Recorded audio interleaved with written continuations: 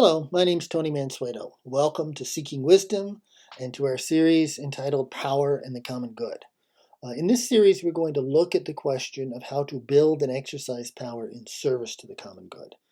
And over the course of several different sessions, both understand the nature of power sociologically and even metaphysically, and also develop some of the basic organizing skills that are necessary to build power, and then some of the strategic, operational, and tactical skills that are involved in exercising it.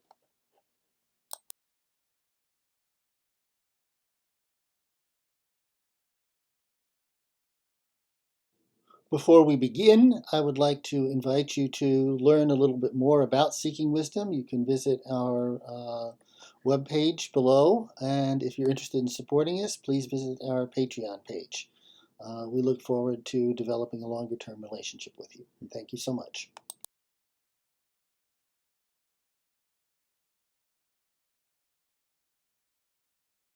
The first question we're going to look at is why organizing? And we're going to challenge you to move past what is a pretty frequent discomfort with talking about building and exercising power. So let's begin.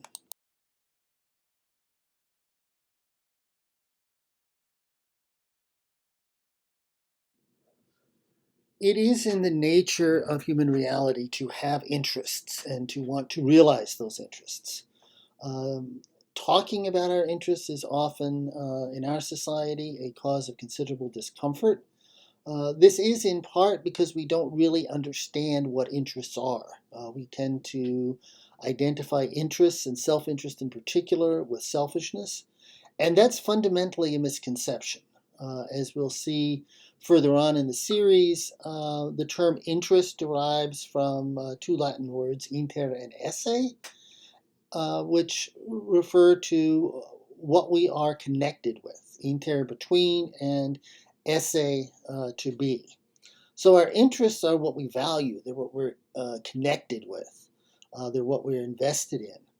And this includes not just things that pertain to sustaining us as human beings or providing pleasure to us as individual human beings.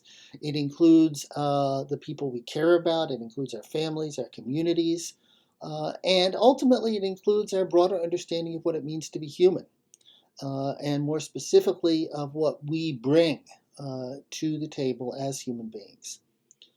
So, thinking in terms of interest and self interest is not a bad thing. It's a question of how developed your interests are. And that's something, again, that we'll look at further on in the series and in other online series in this channel. Now, in order to act effectively on those interests, we need to build and exercise power. Right? And often we experience power as it is built, exercised, and realized through market and bureaucratic structures. And I'm going to suggest that these market and bureaucratic structures are designed to, or perhaps in the case of the market, have evolved fundamentally to disempower the vast majority of people. And that we need to think not in terms of markets, not in terms of the formal bureaucratic structure of organizations. We need to think politically.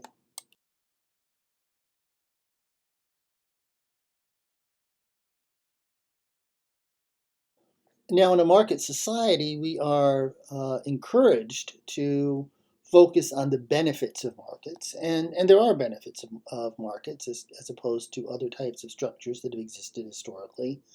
Anyone can enter, at least in a society with relatively free and open markets.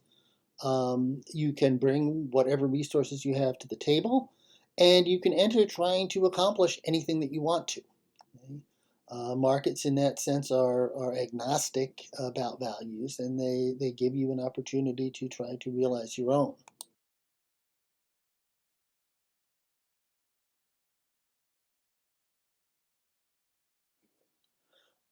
The problem is that unless we have capital, We are forced to sell our labor power in order to survive. In a capitalist society, there are basically three kinds of people. There are capitalists, the bourgeoisie, people who have enough capital that they don't need to work in order to survive. They don't need to work in order to realize their broader interests.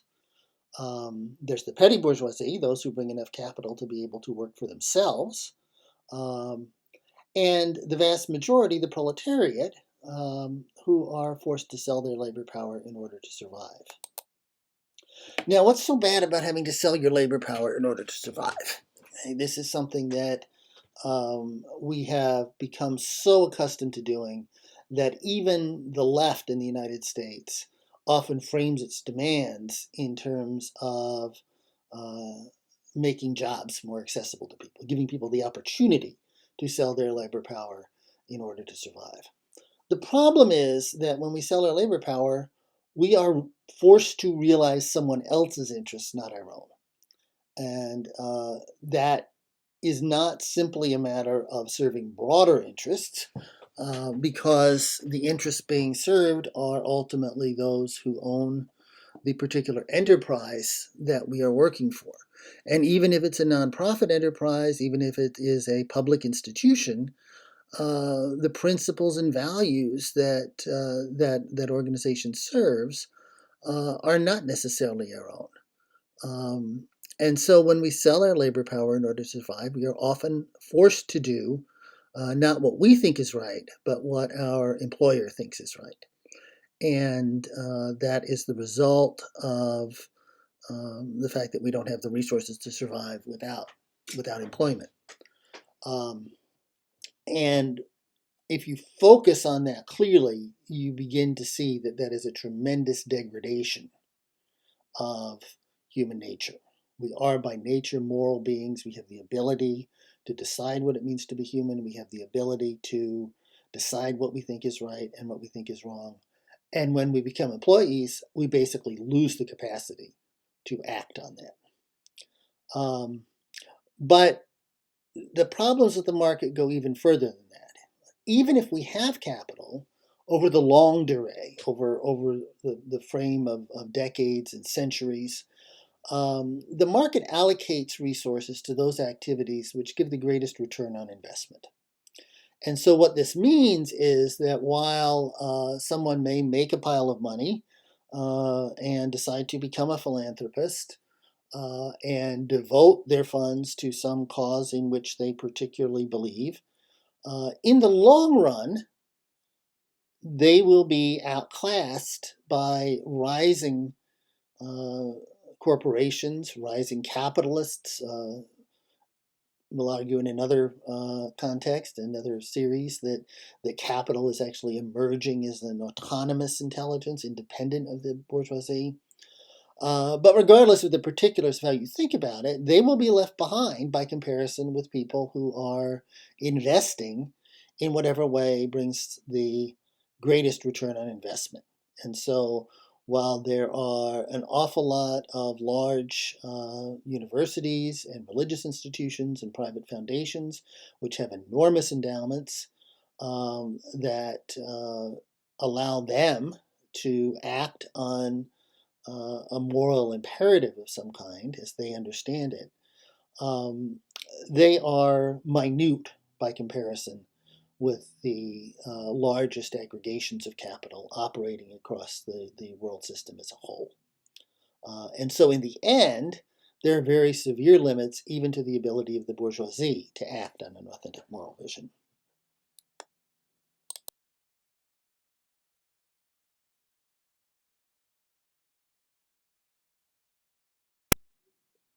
Now we can see here the extent of the endowment that would be required to run an organization of any of a range of sizes without having to charge for your services or spend a great deal of effort raising money on a regular basis. For example, from regular donations or memberships or something like that. So if you want to have a kind of a micro nonprofit that employs two people and has a budget of around $250,000, you're going to need $6.25 million in endowment. And you can see as the numbers rise here that by the time we get to an organization employing 100 people, which really is not that enormous, that's about the size of the division that I supervised at Community College of Allegheny County, you're looking at an endowment of $250 million, which is quite large. And if we want to compare that to some of the larger foundations, most of the large private foundations in the United States, like the MacArthur Foundation, Ford Foundation, the Open Society Foundations, have endowments between $5 and $20 billion. The really big ones, something like the Bill and Melinda Gates Foundation, we're looking at over $50 billion. So it really does take quite a bit in the way of endowment in order to be able to sustain a really large operation.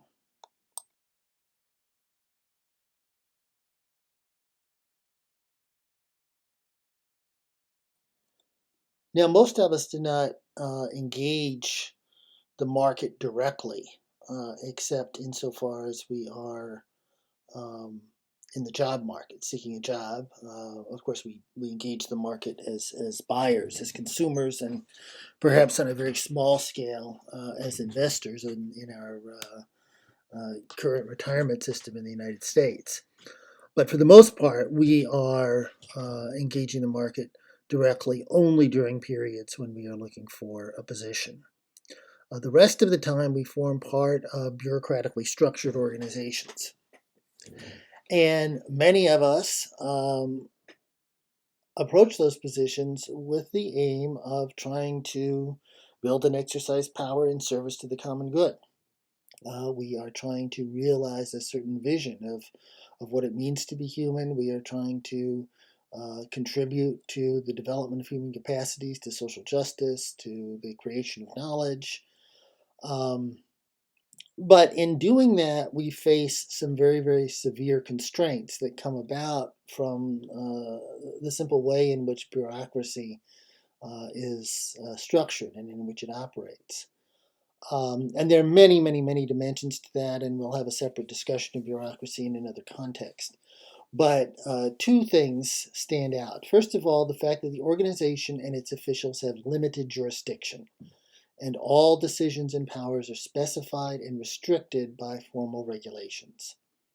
So that means that an organization cannot simply, even if you are the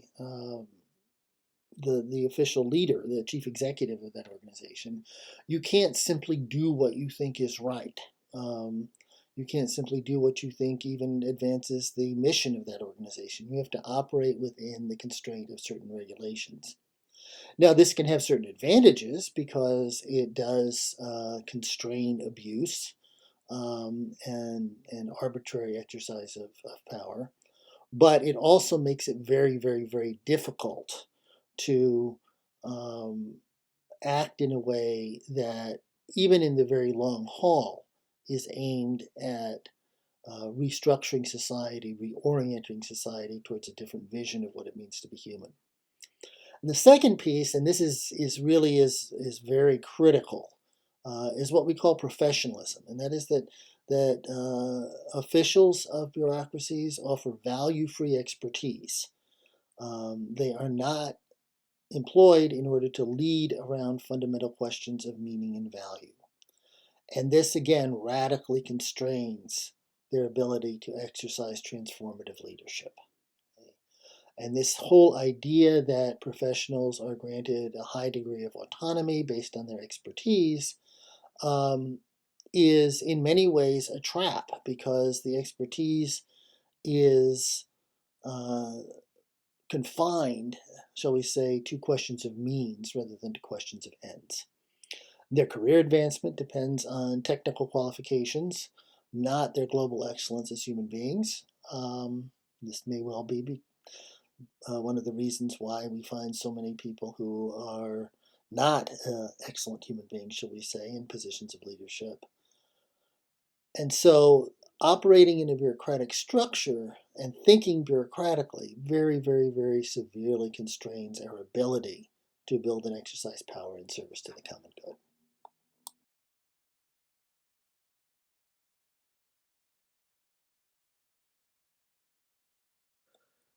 And so this is why I am suggesting that if we want to build and exercise power in service to the common good, we need to think politically and not bureaucratically.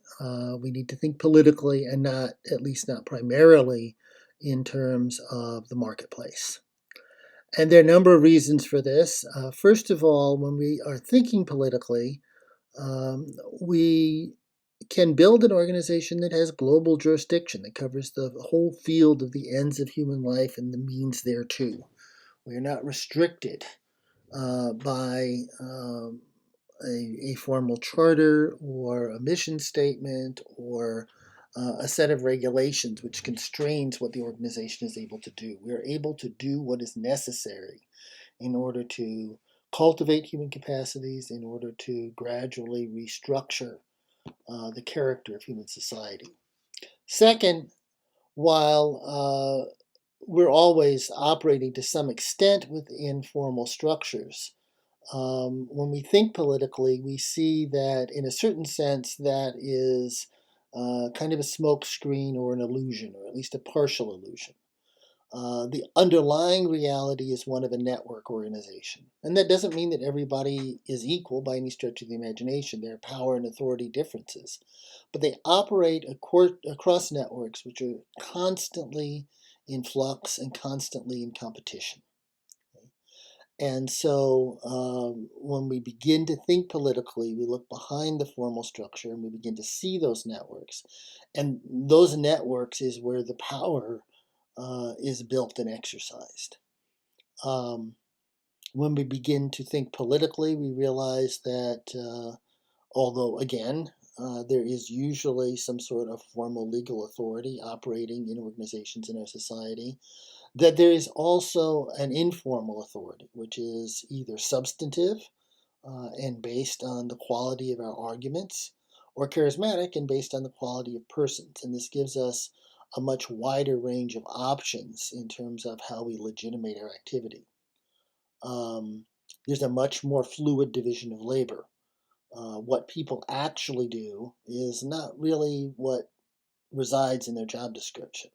What they're actually doing is based on their developing capacities. And if not, then the organization and the network is not going to be effective. And so when we're thinking politically, we are trying to kind of realign the division of labor so that it corresponds to the actual capacities of the individuals involved.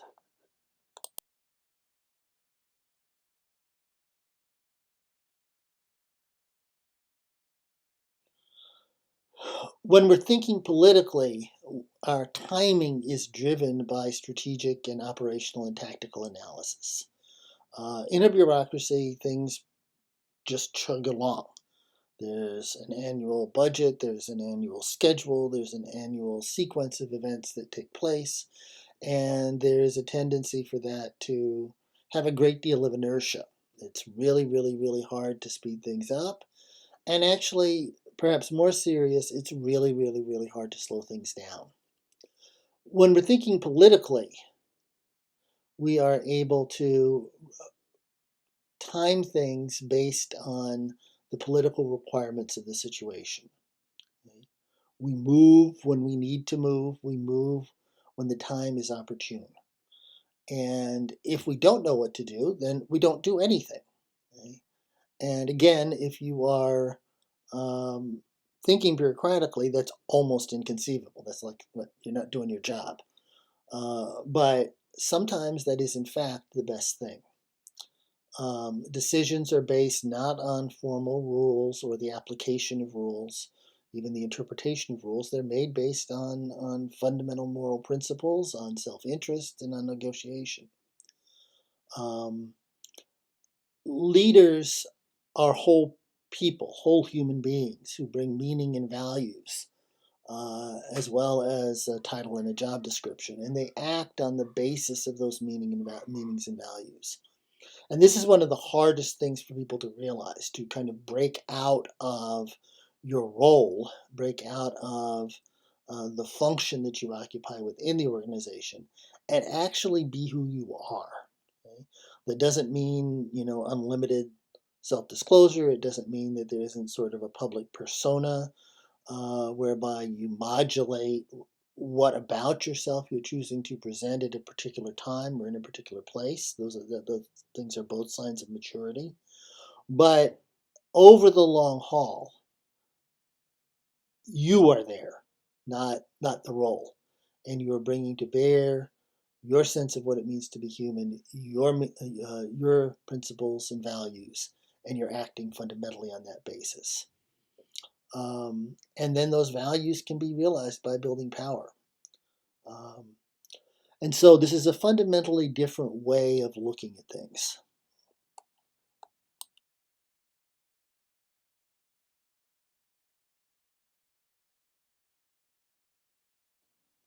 And so if there's a single conclusion that I would want you to take away from this session, it's that although we are certainly embedded in markets and bureaucracies, we can't escape markets and bureaucracies. We don't have to act according to their norms. We do not have to act in such a way as to simply maximize return on investment and the accumulation of capital. We do not have to act in accord with the formal legal structure, the mission and policies and procedures of the bureaucracies that we inhabit. We can be present as whole human beings, and we can act on the basis of our principles and values. We can act on our interests and networks, and we can act in community with those who share our principles, values, and interests. And in upcoming sessions, we're going to show you how.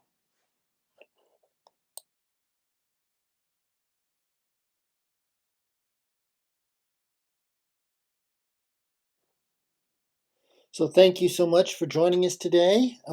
Again, if you want to know more about Seeking Wisdom, you can visit our website. You can also support us by visiting our Patreon page and becoming a contributor or a supporter. We will be working on getting up some discussion boards and other modes of active participation. And we look forward to seeing you at our next session. Thank you so much.